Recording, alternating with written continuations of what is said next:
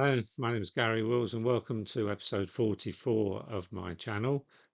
In this episode, I'm going to do a Lasalle2 making the omelette scenario playthrough. This will be a companion episode to episode 43, in which I use the Eckmuhl scenario with from the GDA2 rulebook as the basis of the game. This one will be a mirror of that, but using the Lasalle2 rules. This is the making the omelette scenario from Lasalle2. It's very similar. The blue force attacking a red force on a hill with some woods. And here's the scenario as shown in the GDA2 book. And in this I use the same forces and the same terrain as I did in episode 43. There's one difference though that's worth pointing out now, that the scenario and the table is significantly bigger than the one given in the Lasalle2 rulebook. So I used 5 foot by 3'6" compared to 3 foot by 2 foot in the Lasalle rules. In Lasalle2, each infantry battalion, cavalry regiment or artillery battery has a card like this on the army roster or on the basis of the units if you must, and it's comprised of several features. This example is an infantry battalion, the 33rd line, and the first item I'm going to highlight on the left here is the skirmish value. Skirmishes are represented in an abstract way in Lasalle2, which we will get on to later. And this track shows the strength which is used in combat in the Lasalle2 system. And as you can see, this unit starts with 6 strength points. When you reduce to the yellow boxes, which is 2 in this case, the unit is shaken and has its capabilities limited in the game. On the right of the card is the resolve number, in this case 4+ on a D6, and this is how shooting hits are turned into disruptions and checks on the boxes on the strength line. And what happens is the shooting player gets a hit and then has to confirm that hit by rolling, in this case 4+ on another D6. So it's a bit of an inverse saving throw. And then finally, units can have particular traits, skills or attributes. In this case, the cross swords indicates attack column, and this is a French unit, and it means that when in attack column, they get a benefit. It's in the game. It's easier, costs you less momentum to get into combat when you're using attack column as French. This is the French roster using the forces from the General d'Armée Eckmuhl scenario with 4 brigades: Gillies, Grandos, Pajot's cavalry and Barbanegra's infantry. And each unit is shown there. And then they have a points value, which in this case adds up to 292. And then all of the skirmish values, which were pointed to a few slides ago for this unit, results in 39 skirmish points. Obviously, as the units are destroyed, that number declines. And this is the Austrian roster, again using 4 brigades. In this case, a points value of 214, so significantly less, and the skirmish value of only 20. The rules also use a sudden death scenario in this case, 5 units destroyed can end the battle in the favour of the French, and I think it's 6 units need to be destroyed from the French. So the Austrians included 1 Landwehr unit, and they have a special trait under these rules of weak fire, which affects the number of dice they can roll when firing. So Lasalle2 is a very structured and tight set of rules, and a certain amount of lack of flexibility. And I want to take you through some features of that as affects the GDA2 scenario. First point is there are no large Austrian battalions in this game. The way Lasalle looks at it is that if the battalions are large enough that they can split into 2 standard ones, that's what you should do. So obviously, the size of the Austrian battalions aren't that big in the orders of battle. So consequently, all of the Austrian battalions are the same size as are all the French battalions. Now, there are no distinctions between light and line battalions other than the number of skirmish dice they contribute.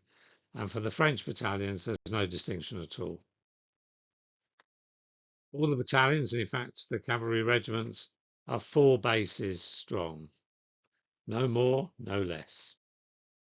Now, while the infantry can be deployed in line or column formations, or as they call it in the rules, mass, all cavalry are deployed in mass formation in Lasalle, i.e.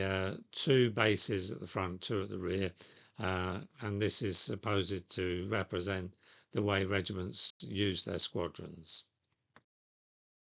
Generally, there are no generals represented on the battlefield for most parts of the game. There is an exception for the general-in-chief, but normally there aren't any. I broke that rule in my refight. I left the brigade commanders on the table. And in the cells, there are no countercharges or any other form of what the author considers to be magic movement that comes out of nowhere. So although there is an exception that he puts in, but yeah, it's very clear. No countercharge is one of the things that put me off the rules in the first place, but it sort of works the way he's done it. The game runs on momentum points, which we'll see in a bit. And what this means is that while any unit, a battalion, infantry, cavalry regiment or artillery battery, can only move once in a turn, it can in the same turn fire, change formation and rally, provided there are sufficient momentum points available.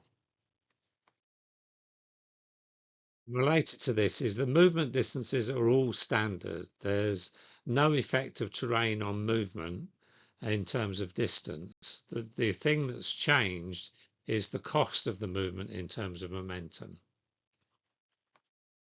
In Lasalle, the game works by issuing orders as you use your momentum points. And this is the range of orders that you can do: rally, movement, change formation, bombard and volley. So volley is close range, canister in case of artillery, bombard is long range artillery fire.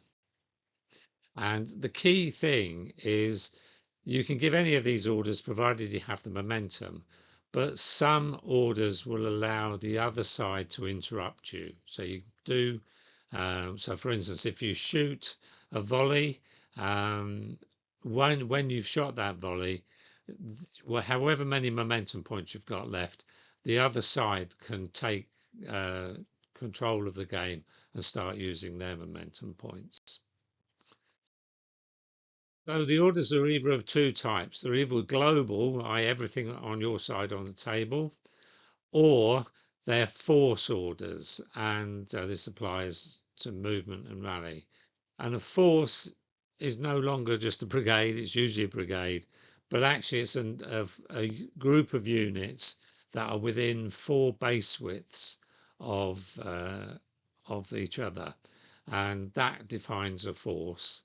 And this becomes really important when, as you'll see in the game High Fort here, your brigade gets separated. It becomes 2 forces in effect.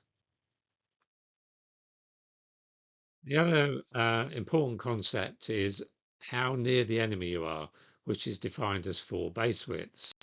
And this is important because regardless of your movement ability, there's no charging straight into contact from outside of 4 base widths, because as soon as you get within 4 base widths, your movement is reduced dramatically, effectively preventing you from charging into contact.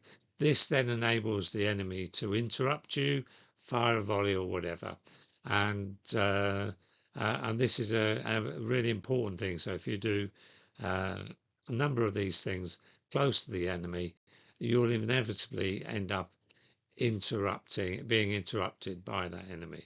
So this means that defenders always get a chance to do something when they're attacked, and so on.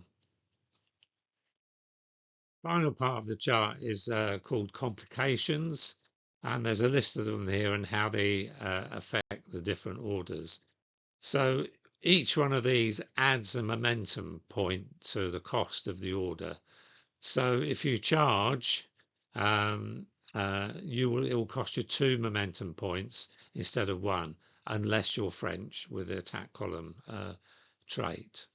And if you're in difficult terrain, moving through a wood or up a steep hill, that will cost you 2 momentum rather than 1. And here you can also see the effect of being shaken.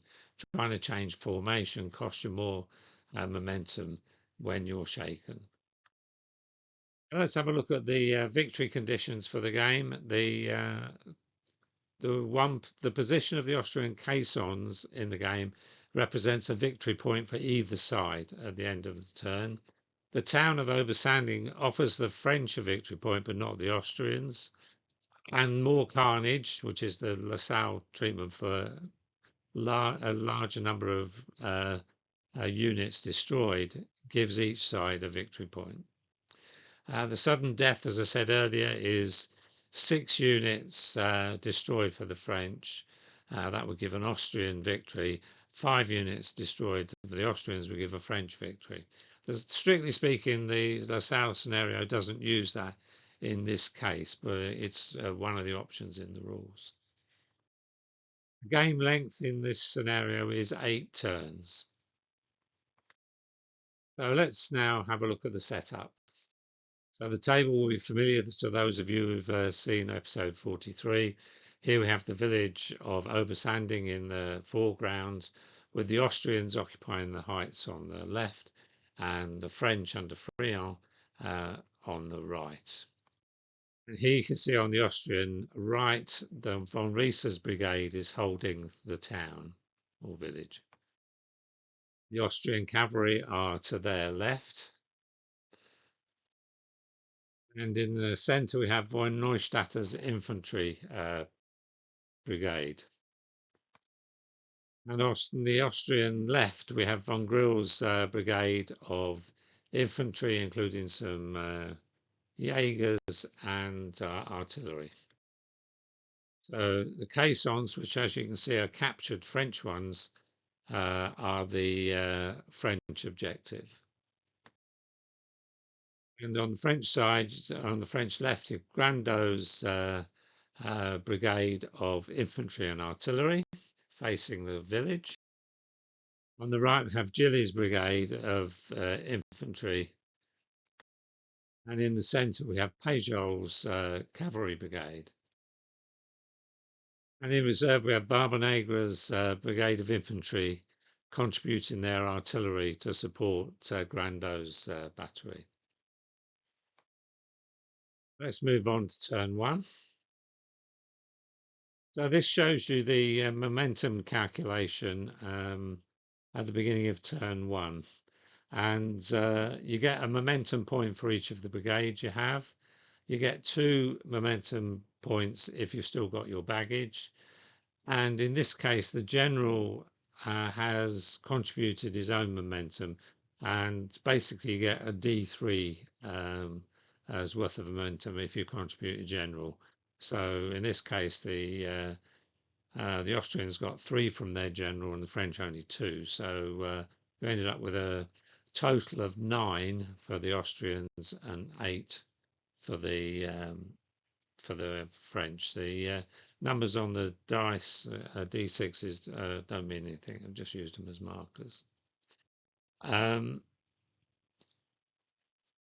You can also keep the general back for something called an emergency formation change, which effectively is a non-ordered formation change. You can do that instead of contributing MO to the force, but we're just starting, so we just maximize the MO. So, in the standard Lasalle rules, before, as part of the momentum phase, each side would roll their D6s for the skirmisher total. So that would be 39 D6s for the French and 20 D6s for the Austrians. And then for each 6 you get, you compare the number of 6s, and whoever wins gets the difference in extra MO. That's the basic game. And skirmishers don't feature at all in the basic game.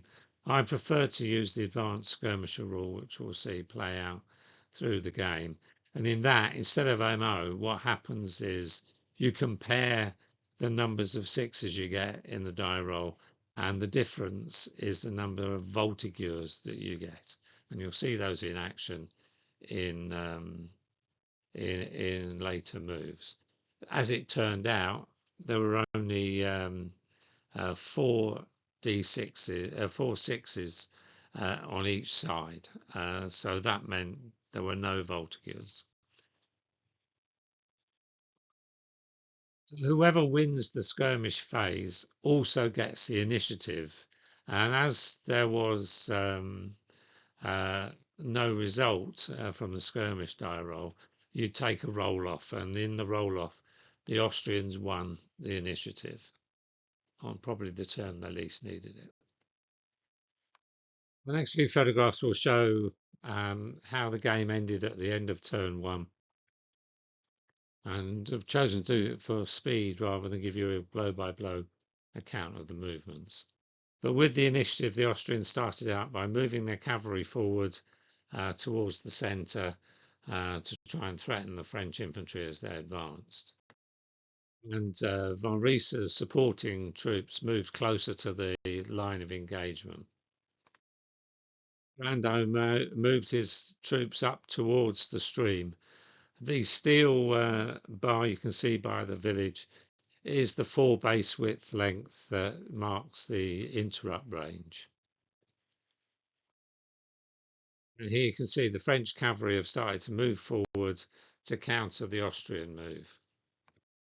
At the top of the photograph, Gilly's infantry brigade has also moved forward towards the stream. And here's a view of the battlefield from the Austrian left, and one from the Austrian right. And here's the final view of the whole battlefield. So the turn ends when either both sides pass or have used all their units, or when their momentum points have all run out. And at the end of turn 1, the French still had 3 momentum points, while the Austrians had 2. I'm going to show these rosters at the end of each turn so you can track the losses. And here's the French one. And we're now moving on to turn 2.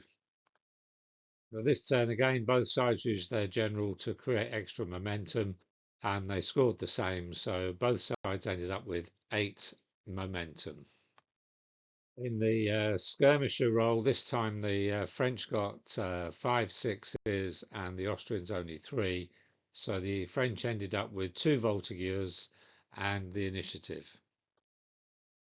And the voltigeurs have to be placed within 8 inches or 8 base widths of one of your infantry battalions And so in this occasion, the French placed theirs on the artillery battery and on the garrison of the village. So here you can see Grando's infantry moving to within the four base widths of the garrison infantry, and so they were slowed down and obviously couldn't make contact, as explained earlier. On the other flank, Gilly's brigade crossed the stream towards the Austrian position. In the centre, the French cavalry advanced towards the stream. And this is a view of the Austrian left, where they are waiting the onslaught. But now the French infantry will be within bombardment range of the artillery.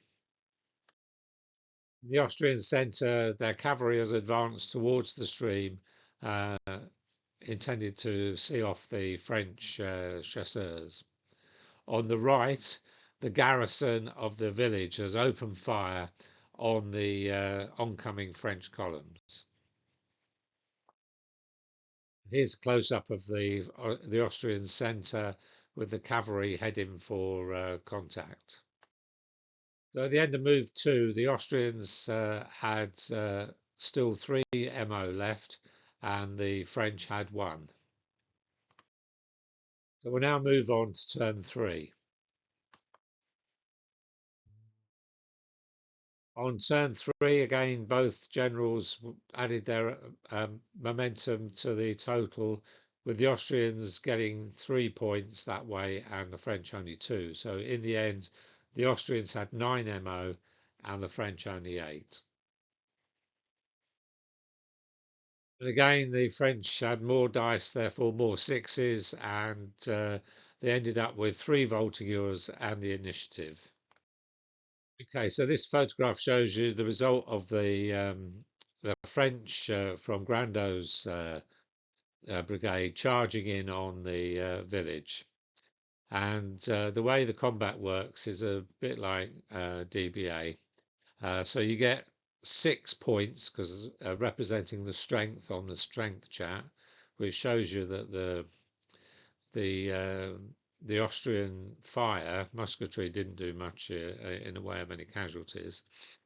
They get an extra 1 point because there's 2 of them outnumbering the garrison of only 1 thing. They then roll a d6, and 1 unit rolled 6 and the other rolled 5, so a total score on the French side of 13 and 12. On the Austrian side, they're Landwehr, so they only start with a strength of 5. They get an extra 1 because they're in a strong position, but only 1. And then their D6 score was only 1 as well, so they ended up with a score of only 7.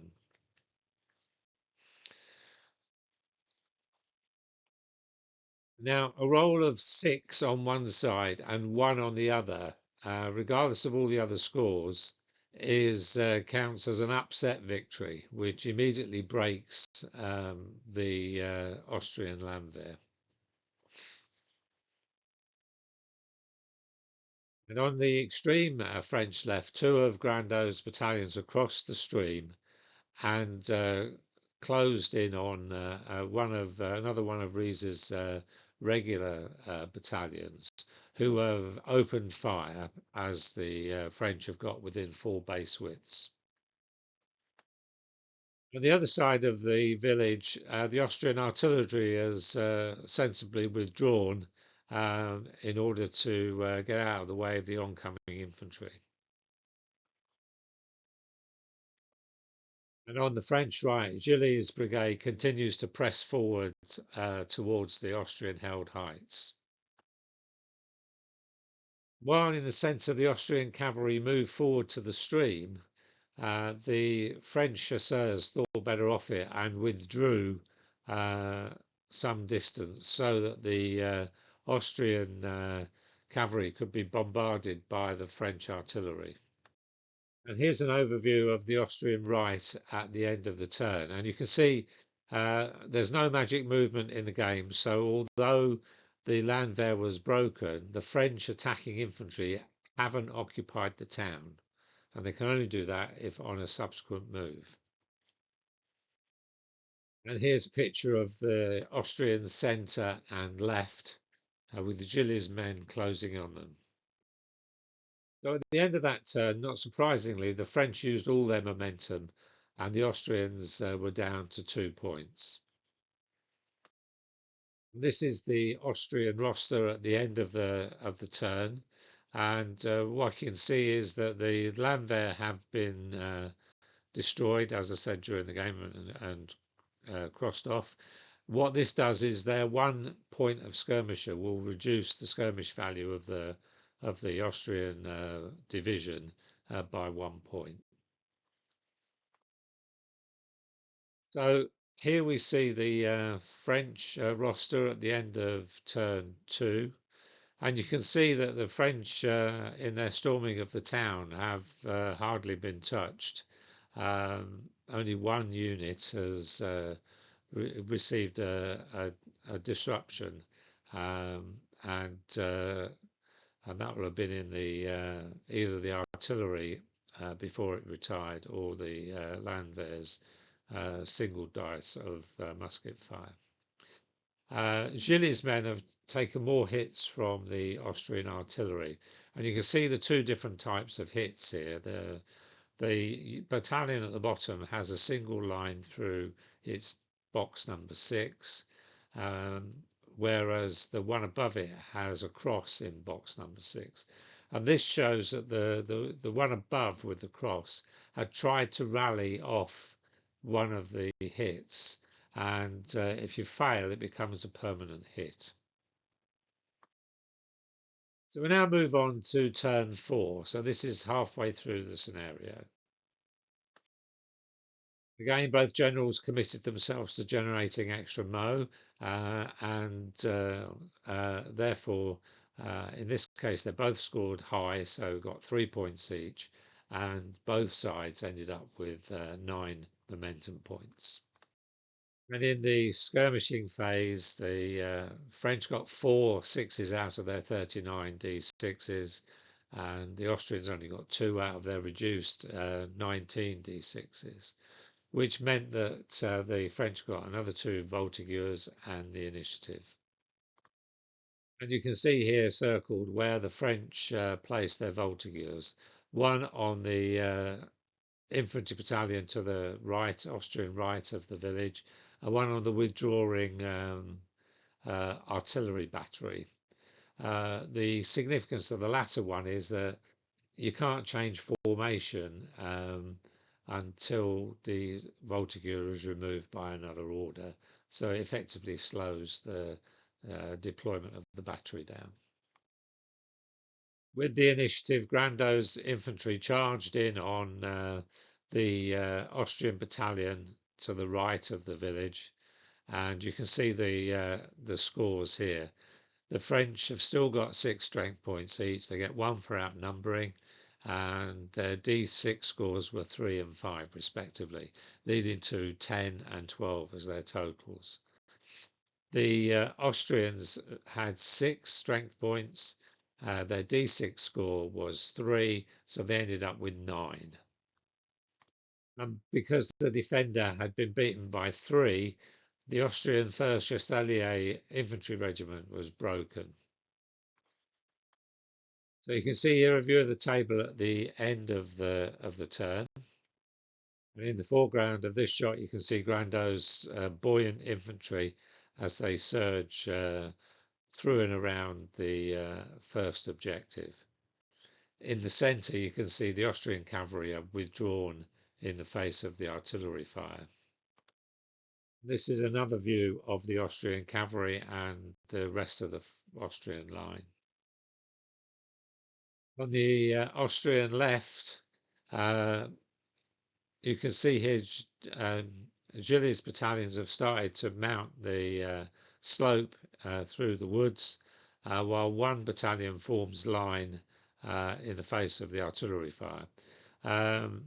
Didn't need to do that. There's no benefit to being in line in the face of artillery fire in the rules.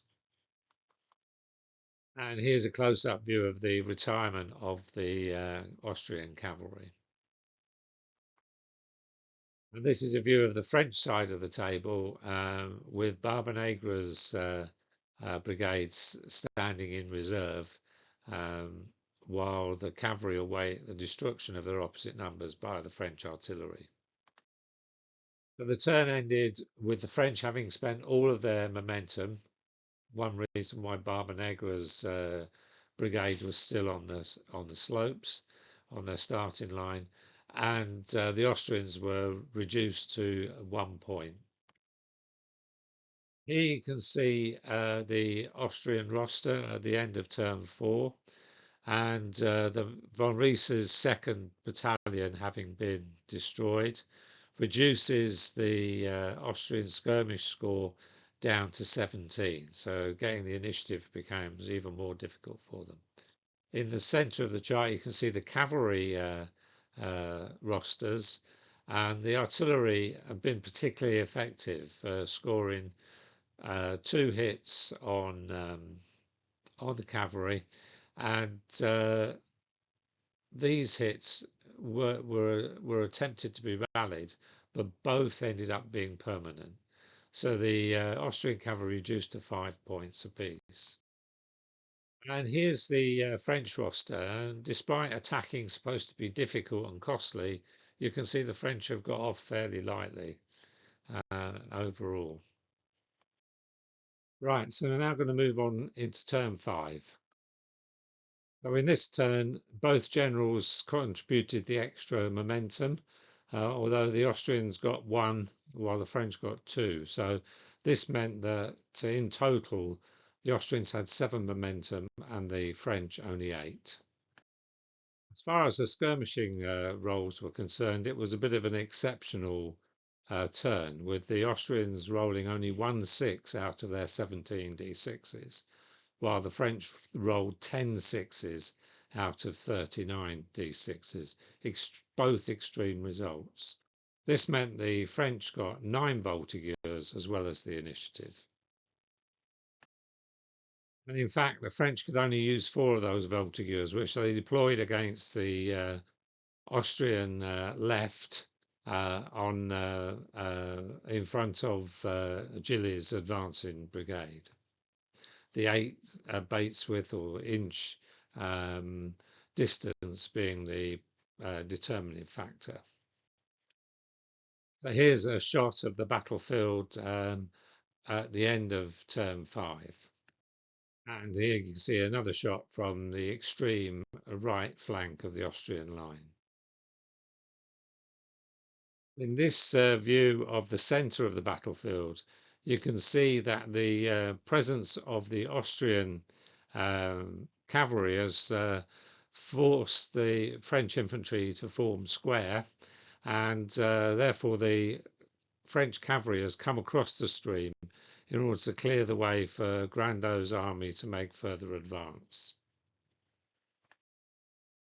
On the Austrian left, von Grill's infantry have now formed line, ready to receive the advancing French columns. And here's a close-up view of Gilly's infantry disappearing into the trees. And another overall shot of the battlefield, this time from the centre of the position. At the top of the photograph, you can see Barbanegra's reserve brigade has started to make progress towards the stream. So at the end of turn 5, the Austrians were reduced to 2 momentum points, and the French had used all of theirs. And here you can see the Austrian roster sheet, which shows that the Austrian cavalry taken more damage and again failed to rally it. And here's the French roster, which shows a bit more damage caused by the predominantly the Austrian artillery.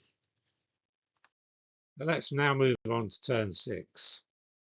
Again, in turn 6, both generals used their intervention to create more MO, and both generals were successful in getting the maximum 3 uh, momentum points, which means both sides had 9 points. A little better performance, more average performance for both sides in the skirmisher role. The Austrians got 2 6s out of 17, but the French got 4, which meant they ended up with the initiative and 2 voltigeurs. And the voltigeurs were placed on 2 of von Grill's battalions. Here's an overview of the table at the end of the turn. And you can see at the bottom of the picture, 2 of Grandeau's battalions are advancing towards the main Austrian position. And in the centre, the French cavalry are getting into position to charge the Austrian cavalry. And on the Austrian left, the advance of Gilles' infantry has been interrupted at the 4 base width point by the Austrian battalions in line unleashing a heavy volley on them. And here, in the centre of the photograph, you can see the other 2 of Grandeau's battalions have formed out of the square. Now the French cavalry has arrived to deal with the Austrian cavalry. So at the end of turn 6, the Austrians were down to 2 momentum, while the French had just 1. So this is the Austrian roster at the end of turn 6, and you can see here that one of von Neustadter's battalions in the Austrian centres got a bit of a pasting from the French artillery. And here's the French roster. The thing to note here is Gilles' infantry advancing in the face of the Austrian musket fire have got off quite lightly. Each of the Austrian battalions will have thrown 6 dice, needing 4s,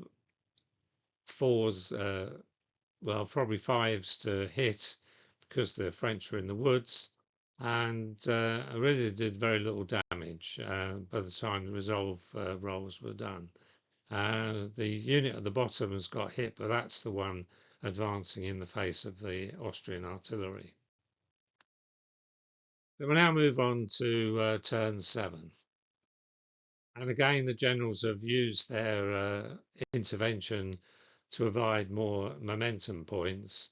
3 in the case of the Austrians and 2 for the French, which gave the Austrians a total of 9 and the French 8. In the skirmisher role, the Austrians did much better than in previous turns, but the French still get 1 voltigeur and the initiative. And you can see here the French voltigeur has been placed on the Austrian artillery, which makes it harder to hit. And here you can see, using their initiative, Gilles' battalions were able to charge home on the Austrian line. So I'm going to go along these combats one at a time from left to right, show you how they resolved. The French were the ones attacking, and the first column had 6 strength points, but only scored 1 on its D6. The Austrians had 5 plus 1 because they're in a strong position, being uphill, and scored 3 on their D6, giving them a score of 9. So the Austrians won that one, and the French ended up losing a disruption and staggering back 1 base width. And the stagger back is the only magic movement in the game. So in the next combat, the French battalion with 6 strength points, and you can see here how ineffective the Austrian musketry uh, was reinforced by his D6 score of 5, which gave a total of 11. The Austrians had 5, with 1 for strong position, plus a D6 score of 2, which gave him a score of only 8, which meant that the 2nd Ludwig Infantry Regiment was broken.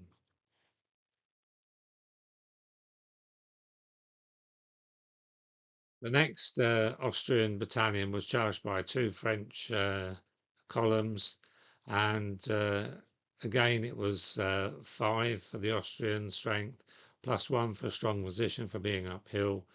D6 score of 4 gave them a score of 10. The French had 6 for strength, plus 1 for outnumbering, but only a D6 of 1, so that gave 8.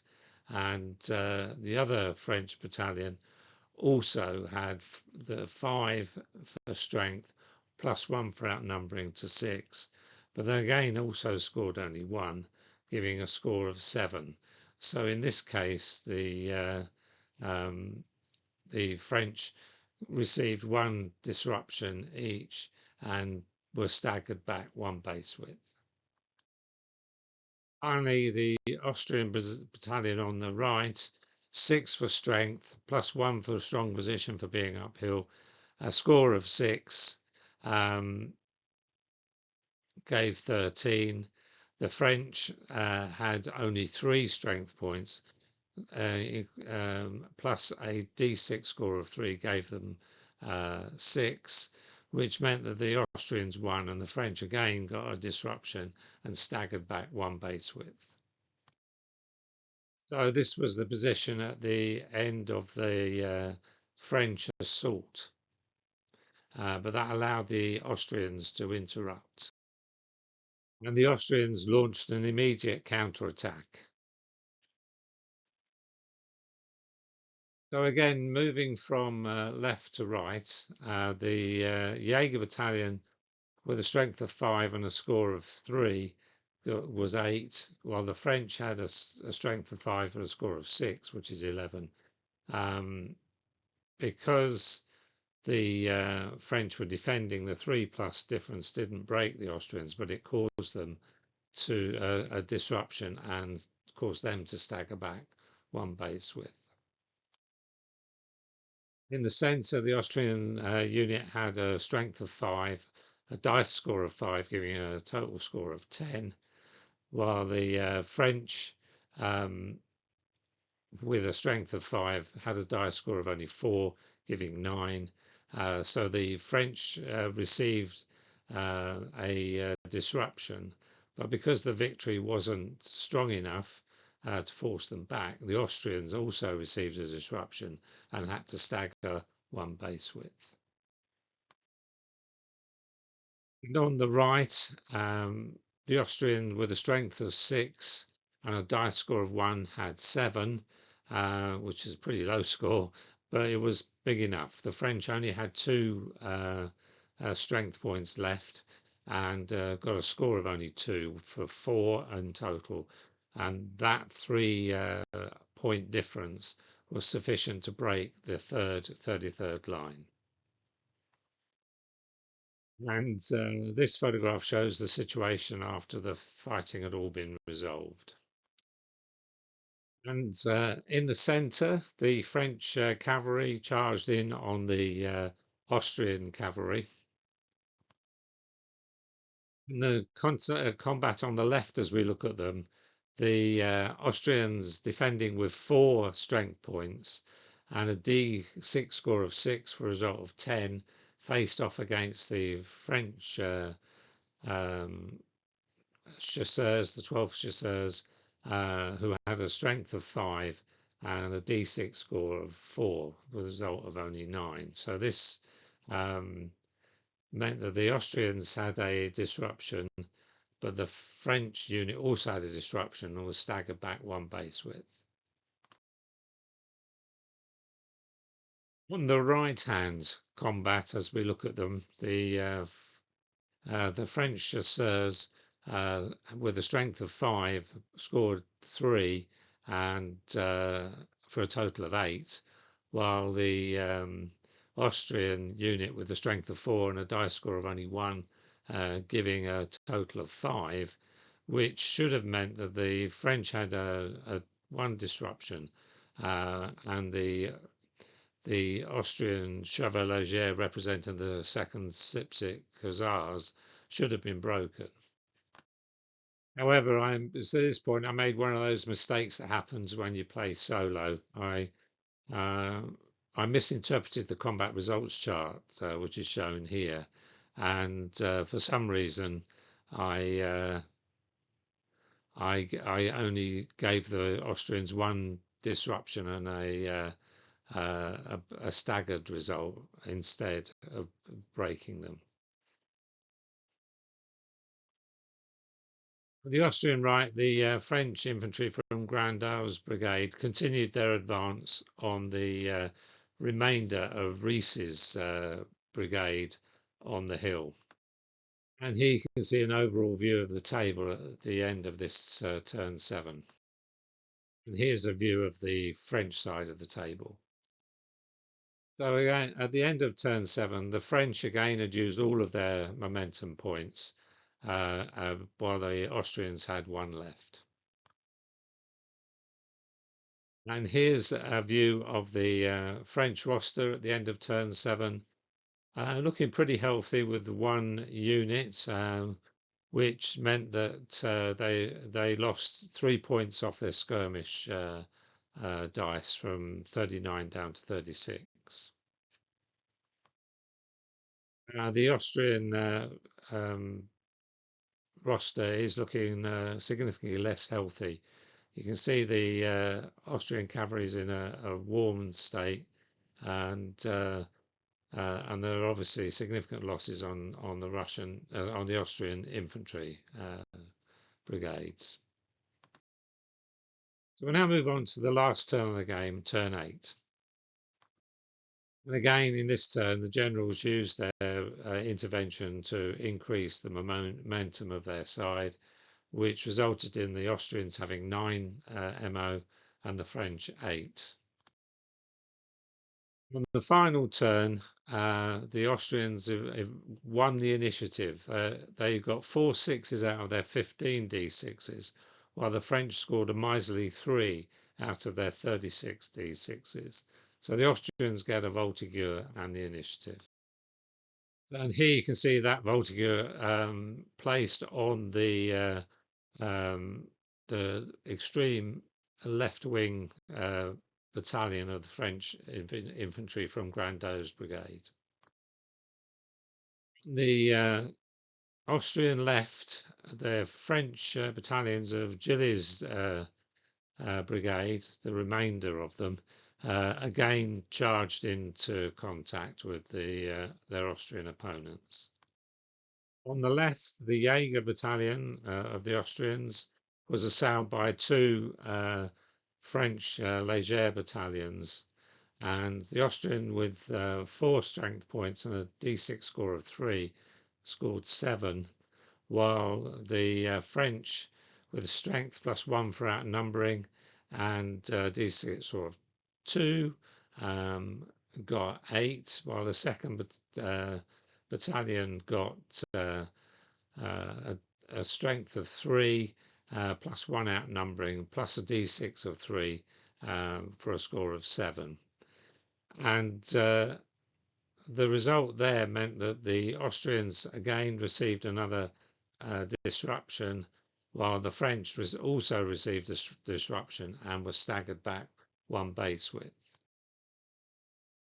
On the right, the Austrian battalion with a strength of 4 got a D6 score of 5 for a total result of 9, while the 2 French battalions scored 10 and 11, not enough to break the Austrians. So the Austrians ended up with 1 disruption, and the French also got a disruption each, plus were staggered back 1 base width. So the Austrian Jaegers counterattacked one of their assailants, and in this combat they scored only 6, while the French scored 10, which meant that the Austrians were given another disruption and staggered back one base width, while the French battalion also got a disruption. And you can see the end result here. So here you see the French cavalry tried again against the Austrian light cavalry. And on the left, the French scored a total of 11, while the Austrians only got 5. And this broke the second Stipzig Hussars, or Chevalier, while the French got 1 disruption. So on the other combat, the reprieved Austrian cavalry wouldn't just know it, won the ensuing combat 9 points to 5, breaking the French cavalry and causing themselves only 1 disruption. So here's an overview of the battle of the table at the end of the battle. And you can see here the situation that faced Gilles' French infantry, with von Grill's brigade quite beaten up, and now as 2 forces because the Jaegers are beyond 4 base widths from their supporting infantry. And here's a view of the centre of the battlefield, where you can see at the top of the picture Barbanegra's brigade has just reached the stream, joining the French artillery. And here's a view of the Austrian right. And here's a closer view of the French central position. And here's a final view of the battlefield from the position of the Austrian right. And it reminds me that I didn't make this point clear enough earlier on. Although this scenario is an 1809 one, all of my Austrians are 1813 Austrians with shakos, etc. So I apologise if that offends any purists.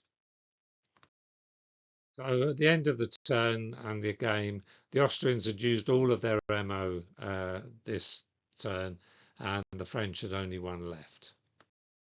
And here you can see the final French roster sheet.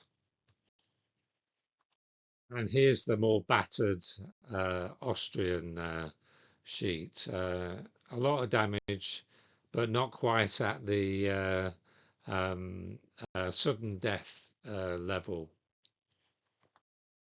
So if we look at the victory point schedule, the French got 1 point for taking the village. The Austrians got 1 point because they still had their caissons. But in terms of destroyed units, the Austrians had lost 4 and the French only 2, meaning that more carnage was done by the French who gained that victory point, which meant the final victory total was 2-1 to the French. So in the end, that meant it was a French win, and they had obviously not captured the hill, but they had created a lot of damage to the Austrians.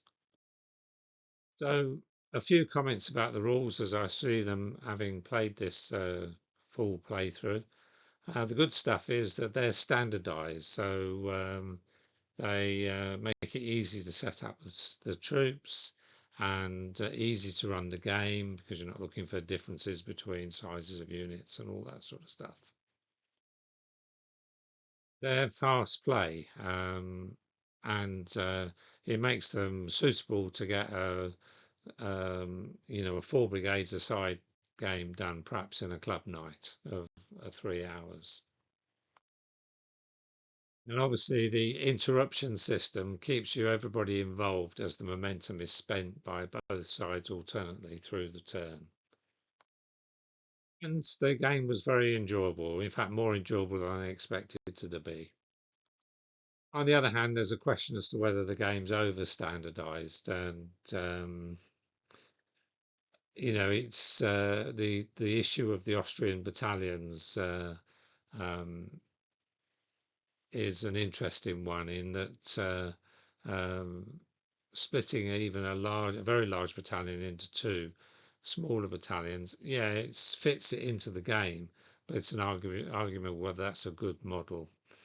The other thing that on that regard is that very neatly in the rules, massed battalions are shown as ranking their four bases, two up front and two behind. Um, I didn't use this, as you saw, because arguably the Austrians could have used that in their battalion mass formation, but the French, for most of the period, would have had their companies in a single column with the tirailleurs or the grenadier and or the grenadiers detached. So I'm not even sure the mass thing really fits with what we know of the period. Um, and so, but it fits in with the way uh, the game works because it's distinguishing um, the mass column via a single column of bases as being a march column. So that I see why he's done it, but it didn't really tally with the history. Another surprise for me is the mass formations don't cause a shift up when you're firing at them, which is unusual. Not sure why he's done that, but that's part of the rules as written.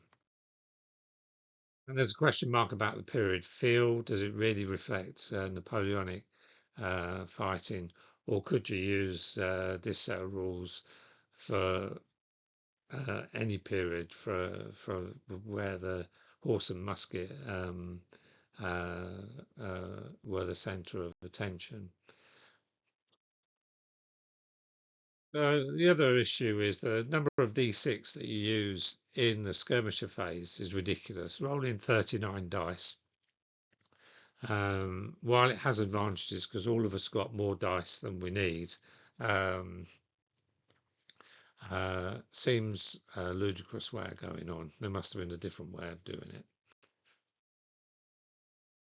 But the other thing is that the opposed D rolls in combat, for similar to DBA, are pretty swingy relative to the modifications. So you only get +1 if you're in a strong position in a town or in a uphill, or depending on the position. And so that's quickly overwhelmed by a difference in die scores that can go from 5 to -5. There is not much jeopardy in the momentum system. So in theory, you could run out of momentum and not do everything you want to do. That's not my experience in this game. So I don't know if this is a transatlantic difference. Uh, but if I was modifying anything in the game, I'd probably try and increase the jeopardy in the system by either missing out the momentum you get from having your baggage or reducing it to 1 or something like that. Consequently, I think using the Volticure optional rule for the skirmish roll is essential, because otherwise you'd end up with even more momentum points if you use the basic skirmish roll approach. So just to make this point, if you look at how many points of momentum each side had throughout the game, it looks something like this. Obviously, the attackers are trying to do more than the defenders, so the French used all of theirs more than the Austrians did. But overall, the French were still left with an average of 3/4 of a momentum point, while the Austrians had an average of 1.5 momentum points available still. So yes, in summary, yeah, there are some issues with the game, but I still enjoyed it very much, and I will definitely be playing it again. In particular, I'll be try to use Lasalle for some throwing thunderbolt scenarios or from Peninsula War for that matter, for a club night, see how my club mates get on with the game. So just before I finish, a bit of advertising. We're in March as I record this.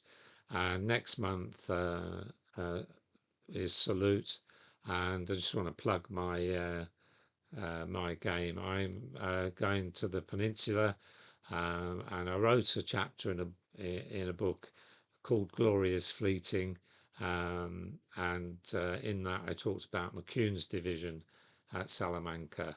I have very different view as to how the attack of Leith's division on McCune unfolded, based on my reading of the accounts and history. And I'm going to represent that in a participation game, table GA07, out on the day. So if you're in the UK and visiting Salute, please stop by my table and I can answer any questions about any of my videos, including this one. So there we are. I hope you've enjoyed this video. I've certainly enjoyed playing Lasalle2, and we'll play it again. If you like what you've heard, please consider buying my books, and certainly it'd be great if you could like and subscribe to my little known channel. Thank you very much for listening, and good night.